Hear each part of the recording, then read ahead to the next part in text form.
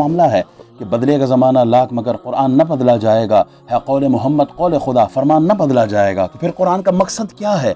قرآن کا مقصد کیا یہ ہے کہ مکان اور دکان کے افتتاح کے لیے قرآن پڑھا جائے، بیٹی کو رخصت کرتے ہوئے قرآن کے سائے میں رخصت کیا جائے، یہ قرآن کا مقصد ہے؟ یا مرنے والی کی نزع کے وقت روح آسانی سے نکل جائے تو یاسین پڑھی جائے، تو یہ مقصد ہے قرآن کا؟ یا گھر میں قرآن رکھا جائے تاکہ چور اور ڈاکو نہ آئے، حاسدین کی شرارت سے محفوظ رہے، یہ قرآن کا مقصد ہے؟ یہ تو برکت ہے قرآن کی، قرآن کا مقصد نہیں ہے وَلَقَدْ يَسَّرْنَا الْقُرْآنَ لِلذِّكْرِ فَهَلْ مِن مُدَّكِرٍ۔ ہے کوئی قرآن تو بہت آسان ہے اس کو کوئی سمجھنے والا، نصیحت حاصل کرنے والا، اس کو پڑھنے والا؟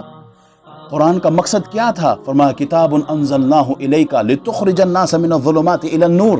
قرآن کا مقصد کیا تھا؟ فرمایا قرآن کا مقصد تو یہ ہے کہ تمہیں شرک کے اندھیرے سے نکال کر توحید کا اجالا دے۔ قرآن کے نزول کا مقصد یہ تھا کہ تمہیں بدی سے نکال کر نیکی کی طرف لائے، ظلم سے نکال کر عدل کی طرف لے کے آئے۔ قرآن کے نزول کا مقصد تو یہ تھا کہ تمہیں جہنم کے راستے سے نکال کر جنت کے راستے پہ لگائے، یہ قرآن کے نزول کا مقصد تھا۔ الف لام میم ذالک الکتاب لا ریب فیہ ھدی للمتقین، ارے اس کتاب میں کوئی شک نہیں ہے، یہ کتاب ہدایت ہے متقین کے لیے۔ یا ایھا الناس قد جاءتکم موعظۃ من ربکم، یہ کتاب کیوں نازل ہوئی؟ اس لیے کہ یہ کتاب نصیحت ہے، موعظۃ من ربکم وشفاء لما فی الصدور، اور یہ کتاب شفا ہے، یہ کتاب شفا ہے، وہدی ورحمۃ للمؤمنین، یہ ہدایت ہے اور رحمت کی کتاب ہے۔ کتاب نصیحت بھی ہے، قرآن شفا بھی ہے، قرآن ہدایت بھی ہے، قرآن رحمت بھی ہے۔ رحمت کیوں نہ ہو؟ 1400 سال پہلے چلے جب عرب بچیوں کو زندہ درگور کر دیا کرتے تھے، چھوٹی چھوٹی باتوں پر ایک دوسرے کو قتل کر دیا کرتے تھے، ظلم و زیادتی ہوتی تھی، چوری ڈاکے ایک دوسرے کو مار دھاڑ ہوتی تھی، اس زمانے میں قرآن جب نازل ہوا تو پھر قرآن کے نزول کا اثر کیا تھا؟ وہ جو ایک دوسرے کو قتل کیا کرتے تھے وہ وقت کے امام بن گئے، قوموں کے پیشوا بن گئے، رہبر اور رہنما بن گئے وہ لوگ، ایک دوسرے کو مارتے تھے بھائی بھائی بن گئے وہ لوگ، زمین کے ذرے تھے اور آسمان کے ستارے بن گئے وہ لوگ، وہ معزز تھے زمانے میں مسلمان ہو کر، اور تم خار ہوئے تارک قرآن ہو کر۔ ہم نے کیا کیا قرآن کے ساتھ؟ آج مسلمان ذلت رسوائی اور پسپائی میں ہے، عروج سے زوال کا سفر ہے مسلمانوں کا۔ وہ قرآن جسے 23 سال میرے مصطفیٰ نے سینے سے لگا کر مکہ کی گلیوں میں جس کی تبلیغ کی ہے، طائف کا سفر کیا، مدینے کا سفر کیا، 23 سال میرے مصطفیٰ نے قرآن کو سینے سے لگا کر بدر اور احد کا سفر کیا ہے۔ یہ قرآن تو میرے مصطفیٰ کا نغمہ تھا، یہ قرآن میرے مصطفیٰ کا زندہ معجزہ ہے، زندہ نشانی ہے، ہدیہ اور تحفہ ہے اور ورثہ ہے میرے مصطفیٰ کا اس امت کے لیے۔ اس امت نے قرآن کے ساتھ کیا کیا ہے؟ ہمارا نعرہ ہے غلامی رسول میں موت قبول ہے، میں کہتا ہوں غلامی رسول میں قرآن کی تلاوت قبول ہے، قرآن پر عمل قبول ہے، قرآن کی تبلیغ قبول ہے، قرآن کی ترویج و اشاعت قبول ہے۔ سوال ہے پوری امت کے لیے اس قرآن کے ساتھ آج ہم نے کیا کیا ہے؟ اسی لیے تو ہم بدحال ہے، پریشان حال ہے۔ زمین اپنی وسعتوں کے باوجود مسلمانوں پر تنگ ہے، کیوں؟ آپ کشمیر سے فلسطین تک دیکھو، عراق سے شام تک دیکھو، ہندوستان سے لے کر افغانستان تک دیکھو، لیبیا کو دیکھو، مسلمان تنگ ہے ہر جگہ پر، ظلم زیادتی مسلمانوں پر ہو رہی ہے، کیوں ہمارے ساتھ یہ معاملہ؟ وَمَنْ أَعْرَضَ عَنْ ذِكْرِي فَإِنَّ لَهُ مَعِيشَةً ضَنْكَ، قرآن جواب دیتا ہے اگر تم نے قرآن سے منہ موڑا، ذکر سے منہ موڑا اللہ کے، تو ہوگا یہ تم پر زندگی تنگ کر دی جائے گی۔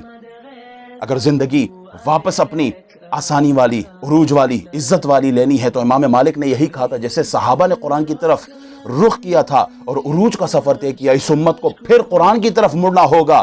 دیکھیے گا ذلت اور رسوائی سے واپس وہ عروج کی طرف یہ امت جائے گی، تنگی سے واپس، زوال سے واپس عروج کا سفر کرے گی یہ امت۔ اگر ہم نے آج اپنا ڈائریکشن ٹھیک کیا، آج ہم نے رخ ٹھیک کیا، کیوں یہ کلام ہے ہی عزت والا۔ یہ کلام کس کا؟ یہ میرے عزت والے رب کا کلام ہے۔ اس کلام کو لانے والا کون ہے؟ عزت والا فرشتہ جبریل لانے والا ہے۔ یہ قرآن کس پر نازل ہوا؟ عزت والے محمد الرسول اللہ پہ نازل ہوا ہے۔ یہ قرآن کس شہر میں نازل ہوا؟ عزت والا شہر مکہ اور مدینہ میں نازل ہوا ہے۔ یہ قرآن کس مہینے میں نازل ہوا؟ عزت والا مہینہ رمضان میں نازل ہوا ہے۔ یہ قرآن کس رات میں نازل ہوا؟ عزت والی رات لیلۃ القدر میں نازل ہوا ہے۔ اور کس امت پر نازل ہوا؟ خیر امت پر، بہترین امت پر نازل ہوا ہے۔ اس قرآن سے جس کو نسبت ہوگی اللہ اسے عزت عطا فرما دیتا ہے۔ ایک کاغذ پر اگر قرآن لکھا ہوا ہو اور وہ کاغذ راستے میں پڑا ہو تو گیا سے گیا مسلمان، گناہگار سے گناہگار مسلمان اس کاغذ کو اٹھاتا ہے، چومتا ہے، صاف کرتا ہے، اونچی جگہ پر رکھتا ہے۔ اگر اس قرآن کو نسبت کپڑے کو اس قرآن سے نسبت ہو جائے، غلاف بن جائے، تو اس بوسیدہ کپڑے کو بھی، پھٹے پرانے کپڑے کو بھی مسلمان پھینکتا نہیں، اسے عزت کی جگہ پر رکھتا ہے۔ قرآن جس لکڑی پر رکھا جائے، لکڑی کو نسبت قرآن سے ہو جائے، رحل کو قرآن سے نسبت ہو جائے، تو مومن مسلمان اس رحل کو اپنے پاؤں کے نیچے نہیں آنے دیتا، اس لکڑی کو بھی عزت دیتا ہے۔ ارے میں کہتا ہوں کاغذ کو نسبت قرآن سے ہو جائے تو وہ عزت والی ہو جاتی ہے، کپڑے کو قرآن سے نسبت ہو جائے تو کپڑا عزت والا ہو جاتا ہے، اگر لکڑی کو نسبت قرآن سے ہو جائے تو لکڑی عزت والی ہو جاتی ہے۔ اے بندہ مومن، تو وَلَقَدْ كَرَّمْنَا بنی آدم کا تاج لیے بیٹھا ہے، لَقَدْ خَلَقْنَا الْإِنسَانَ فِي أَحْسَنِ تقویم کا امتیاز تیرے پاس ہے، تو عزت والا ہے۔ تیری آنکھ کی نسبت قرآن سے ہو جائے تیری آنکھ کو عزت ملے گی، تیری زبان کو نسبت قرآن سے مل جائے تیری زبان کو عزتیں ملیں گی، تیرے ہاتھوں کو قرآن سے نسبت ہو جائے تیرے ہاتھوں کو عزتیں ملیں گی، تیرے کانوں کو نسبت قرآن سے ہو جائے تو تیرے کانوں کو عزتیں ملیں گی۔ عروج کی زندگی تب ملے گی جب قرآن سے ہماری نسبت ہو جائے۔ ان للہ اہلین من الناس قالوا یا رسول اللہ من ہم قال ہم اہل القرآن اہل اللہ وخاصتہ۔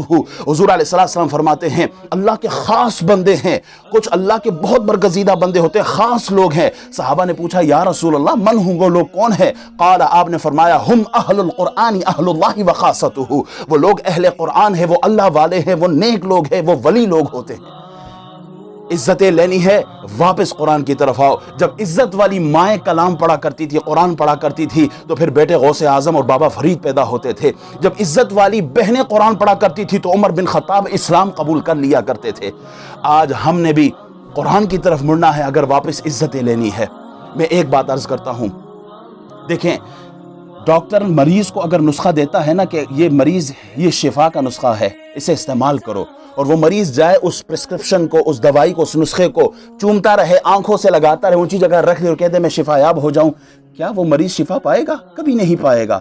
اسے ڈاکٹر کے بتائے ہوئے طریقے سے استعمال کرے اس دوائی کو، تب جا کے وہ شفا حاصل کر سکے گا۔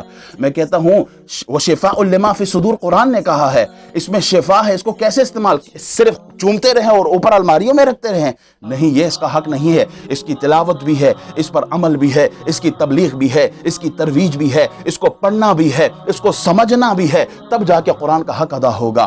یہ میرے مصطفیٰ کا مشن ہے۔ میں کہتا ہوں ہر مسلمان پر یہ لازم ہے کہ اس مشن کو لے کے چلے جو میرے مصطفیٰ لے کے چلے تھے۔ مکہ والوں نے کیا کہا تھا؟ یہی تو کہا تھا کہ محمد آپ قرآن کو چھوڑ دیں، ہم آپ کو بہترین سے بہترین عورت بھی دیں گے، آپ کو عرب کی سرداری بھی دیں گے، آپ کو مال اور دولت بھی دیں گے، سب کچھ دیں گے، قرآن چھوڑ دو۔ میرے مصطفیٰ نے کیا کہا تھا؟ میرے مصطفیٰ نے فرمایا رب کعبہ کی قسم، ایک ہاتھ میں سورج لا کے دے دو، ایک ہاتھ میں تم چاند لا کے دیکھو، دے دو محمد الرسول اللہ، پھر بھی اپنے مشن سے نہیں ہٹے گا۔ جو مشن میرے محمد نے شروع کیا تھا، اس امت پر لازم ہے کہ اس مشن کو لے کے آگے چلے۔ یہ مجھ پہ بھی ضروری ہے، آپ پہ بھی ضروری ہے کہ ہم